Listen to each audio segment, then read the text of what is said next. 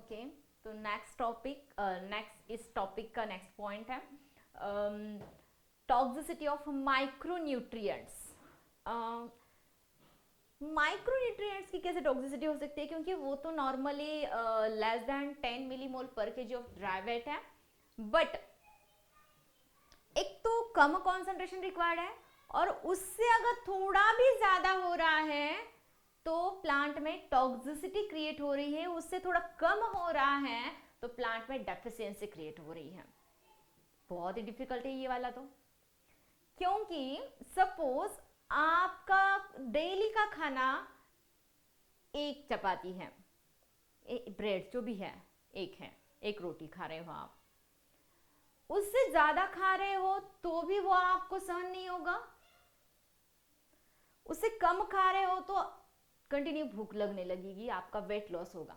थोड़ा सा ज्यादा खा रहे हो तो वेट गेन, थोड़ा सा कम खा रहे हो तो वेट लॉस।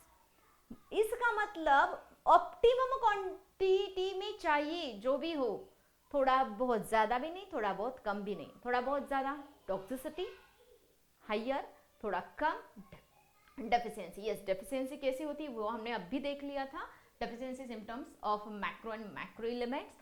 अब चलिए देख लेते हैं कि माइक्रोन्यूट्रिएंट की टॉक्सिसिटी कैसे क्रिएट हो रही है।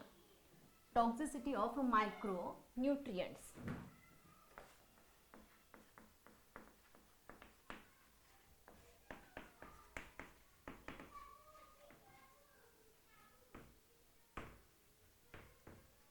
माइक्रोन्यूट्रिएंट्स, ठीक है। अब माइक्रो, मैक्रो नहीं, माइक्रोन्यूट्रिएंट्स की रिक्वायरमेंट जो है वो ऑलरेडी लो है। Requirement of micronutrients are already very low. कितनी? लेस देन 10 मिलीमोल पर KG of dry weight. Next, moderate amount से अगर कम हो रही है, मैंने अभी बताया ये उसकी लेवल है, ये है मॉडरेट। मॉडरेट मतलब मिडल, ऑप्टिमम। अगर इससे कम कॉन्सेंट्रेशन हो रहा है तो वो डेफिशिएंसी दिखा रही है, इससे ज्यादा हो रहा है तो टॉक्सिसिटी दिखा रही है। टॉक्सिसिटी क्रिएट हो रहे, टॉक्सिक टू प्लांट। तो चलिए, narrow range elements becomes optimum. मतलब ऐसे बहुत ज्यादा नैरो मतलब कम, बहुत कम रेंज है, यहां से यहां एग्जैक्टली लाइन नहीं, बट ये है इतनी, बहुत ही नैरो रेंज होती है ऑप्टिमम कॉन्सेंट्रेशन वाली। वाइड मतलब बहुत ज्यादा। चलिए सपोज मैं बता रही हूं, चलिए यहां 10, 0 to 10 है, ठीक है। अब मैं आपको बोलूंगी कि चलिए 4 to 5, ये है नैरो रेंज, 1 सेंटीमीटर का डिफरेंस। अब चलिए मैं आपको यहां बोल रही हूं 2 to 6, ये है वाइड रेंज। डिफरेंस बहुत ज्यादा है तो वाइड, डिफरेंस बहुत कम है तो नैरो रेंज, ठीक है। बहुत ही नैरो रेंज है ऑप्टिमम कॉन्सेंट्रेशन के लिए। नेक्स्ट, टॉक्सिक एलिमेंट किसको बोलते हैं? टॉक्सिक का मतलब reduce the dry weight of tissue bye 10%। मतलब प्लांट में जो भी टॉक्सिसिटी क्रिएट हो रही है वो प्लांट का ड्राई वेट 10% से अगर रिड्यूस कर रहा है, मतलब प्लांट का वेट अगर आपको ड्राई वेट कम दिखाई दे रहा है, इसका मतलब प्लांट में टॉक्सिसिटी क्रिएट हो रही है।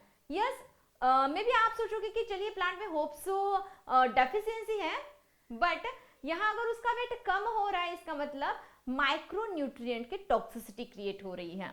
Next, toxicity symptoms are difficult to identify, क्योंकि माइक्रोन्यूट्रिएंट है तो बहुत ही कम क्वांटिटी में, उनकी टॉक्सिसिटी आप अगर डायग्नोस करना चाहते हो तो वो बहुत ही ज्यादा डिफिकल्ट है। जैसे कि हमारे बॉडी में कुछ सेल बहुत ही फास्ट वे से, फॉर एग्जांपल सपोज WBC का हमारे बॉडी में बहुत ज्यादा इंपॉर्टेंट फंक्शन है, correct, exactly immunity, lymphocytes immunity create करवा रहे हैं, और वो 5 to 10,000 का नॉर्मल उनका रेंज है, उससे अगर ज्यादा है तो वो कैंसर क्रिएट करवाएगा, ब्लड कैंसर। कम हो रहा है तो इम्यून सिस्टम डिक्रीज करवाएगा। वैसे ही यहाँ ये इंपॉर्टेंट, मतलब WBC का कॉन्सेंट्रेशन ऑलरेडी कम है as compare to platelet and RBC. Platelet तो लाखों में है, आरबीसी तो मिलियंस में है, बट WBC 1000 में है, कम है, लाइक अ माइक्रोन्यूट्रिएंट आप इसको कंसिडर कर सकते हो। उनका कॉन्सेंट्रेशन ज्यादा बढ़ रहा है, कैंसर कम हो रहा है, तो इम्यूनिटी डिक्रीज। ठीक है, तो ये तो difficult to identify. Next, toxicity level vary from different plants, मतलब कुछ प्लांट में माइक्रोन्यूट्रिएंट्स की रिक्वायरमेंट ज्यादा है कंपेरेटिवली दूसरे प्लांट से। ठीक है, अब यहाँ ईच की टॉक्सिसिटी लेवल अलग अलग है। इफ सपोज ए का कॉन्सेंट्रेशन बढ़ रहा है, इनहिबिट द बी, मतलब इस तरह से कुछ एलिमेंट्स है कि एक के बढ़ने की वजह से दूसरे का कॉन्सेंट्रेशन कम हो रहा है। फॉर एग्जाम्पल, तो चलिए यहाँ बहुत सारे पीपल एक ऑफिस में काम कर रहे हैं, 1 2 3 4 5 6 7 8 पीपल ऑफिस में काम कर रहे हैं। पहले तो सबकी वैल्यू एक जैसे थी, सभी को बॉस एक जैसे कंसिडर करता था, बट यहाँ एक न्यू पर्सन आ गई, ए वाली, जो कि बहुत ही होशियार है, और इस बॉस का कंसंट्रेशन अब इसकी तरफ चला गया, तो इसकी वजह से इनकी वैल्यू कम हो गई।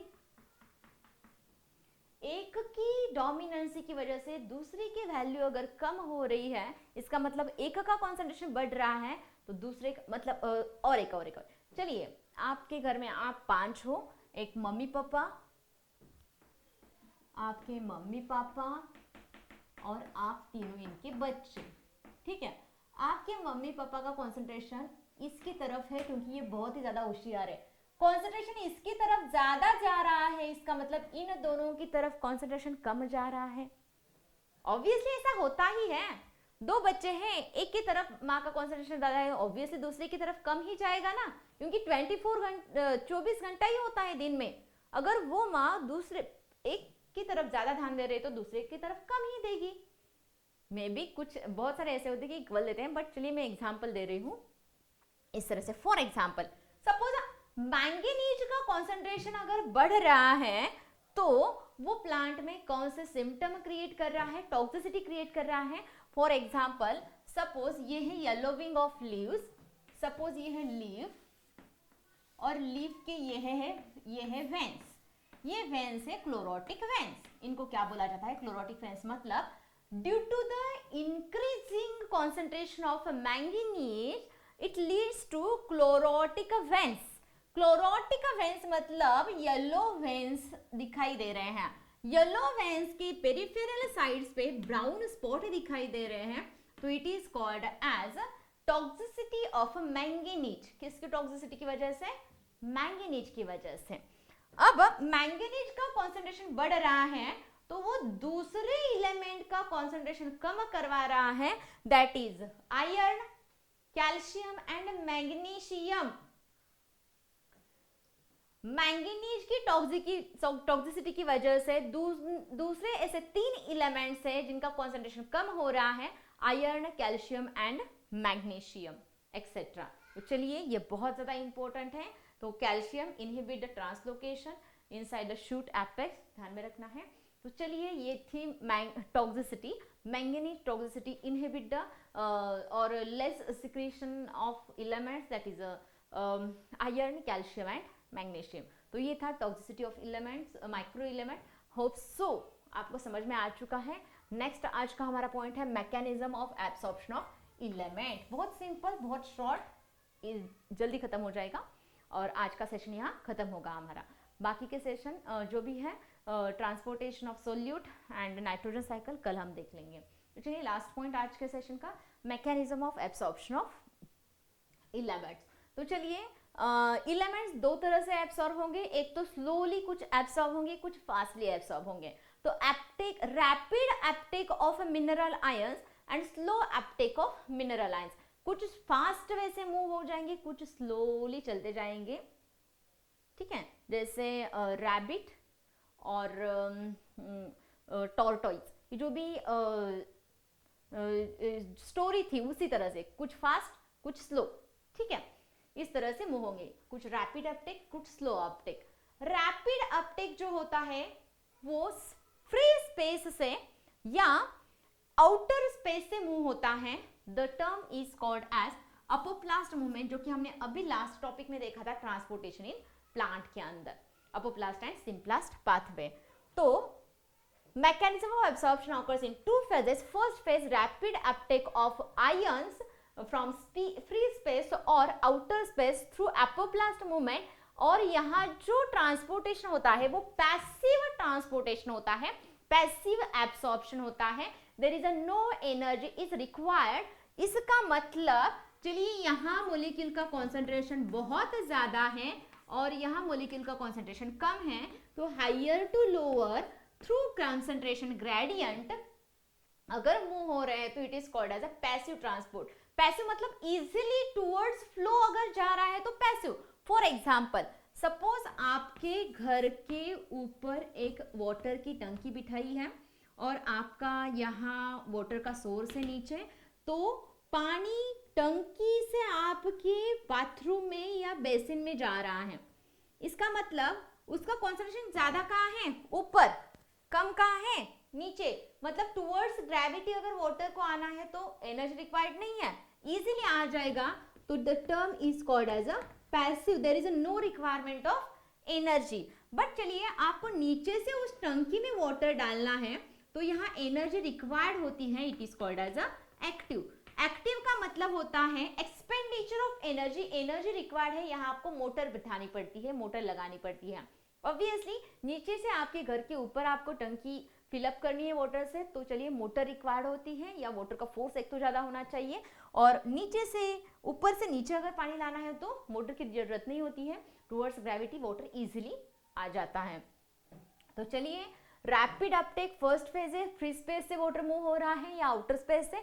अपोप्लास्ट मूवमेंट कह सकते हो आप, जहां ट्रांसमेम्ब्रेन चैनल्स रिक्वायर्ड होते हैं या ट्रांसमेम्ब्रेन प्रोटीन्स रिक्वायर्ड होते हैं, it is called as selective pores, या it is also called as facilitated transport, जहां फैसिलिटी रिक्वायर्ड है, ट्रांसपोर्ट फैसिलिटी रिक्वायर्ड है, जैसे प्रोटीन के फॉर्म में ये मूव हो रहे हैं। बट सेकेंड फेज जो है वो है स्लोली अपटेक हो रही है आयंस की इनर स्पेस के through, called as a symplast through plasmodesmata. किसके थ्रू? प्लाज्मोडेस्माटा। मैं यहाँ ज्यादा एक्सप्लेन नहीं कर रही हूँ क्योंकि ऑलरेडी मैंने ये आपको बता दिया है ट्रांसपोर्टेशन के अंदर, और यहाँ एक्टिव ट्रांसपोर्ट रिक्वायर्ड होता है, जस्ट बस इतना ही ज्यादा इंपॉर्टेंट है यहाँ। चलिए mechanism of absorption of element two way से हो रहा है, एक फास्ट एक स्लो। फास्ट जो हो रहा है वो आउटर स्पेस से हो रहा है या फ्री स्पेस से। अपोप्लास्ट मूवमेंट है, पैसिव है, बस इतना ही ध्यान में रखना है।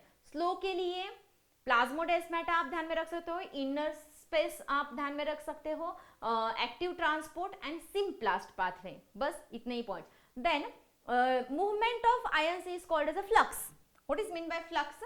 Movement of ions, movement of ion, ion की मूवमेंट को फ्लक्स बोलेंगे। आयन की मूवमेंट दो तरीके से हो सकती है, एक तो सेल के अंदर आयंस आ रहे हैं तो इन फ्लक्स, सेल से बाहर जा रहे हैं तो ई फ्लक्स। तो चलिए movement of ions occurs in two way, that is influx movement and efflux. In मतलब इनसाइड, एक्स मतलब आउटसाइड, ठीक है, एग्जिट हो रहे हैं, इनर आ रहे हैं। तो चलिए फ्लक्स मतलब मूवमेंट ऑफ आयंस में भी अंदर में भी बाहर जा रहे हैं तो इनफ्लक्स, ई फ्लक्स एक्सेट्रा। तो चलिए बहुत सिंपल आज के दो पॉइंट्स है, टॉक्सिसिटी कैसे क्रिएट होती है, माइक्रोन्यूट्रिएंट्स की एज वेल एज एब्सॉर्प्शन कैसे हो रहा है। तो यहाँ सबसे ज्यादा इंपॉर्टेंट पॉइंट कौन सा है? चलिए मैग्ने मतलब एक की हाई कॉन्सेंट्रेशन की वजह से दूसरे का कॉन्सेंट्रेशन अगर कम हो रहा है तो it leads to the toxicity. For example Mn++ का कॉन्सेंट्रेशन ज्यादा हो रहा है तो वो सोडियम पोटेशियम, आयरन, कैल्शियम और मैग्नीशियम का कॉन्सेंट्रेशन कम करवाएगा। तो चलिए अगर मैग्नीशियम के कॉन्सेंट्रेशन बढ़ रहा है तो टॉक्सिसिटी क्रिएट हो रही है। प्लांट में कौन सा सिम्टम दिखाई दे रहा है? क्लोरोटिक वेंस के सराउंडिंग ब्राउन स्पॉट्स नजर आ रहे हैं। Yes correct. ओके चलिए तो आज का ये फुल सेशन यहाँ खत्म होता है। कल हम देख लेंगे कि नाइट्रोजन साइकिल स्टार्ट करने वाले हैं, तो कल का सेशन बहुत ज़्यादा इंपॉर्टेंट है, again related to nitrogen metabolism. मिलते हैं कल के सेशन में with new points, new exciting points के साथ। चलिए बाय।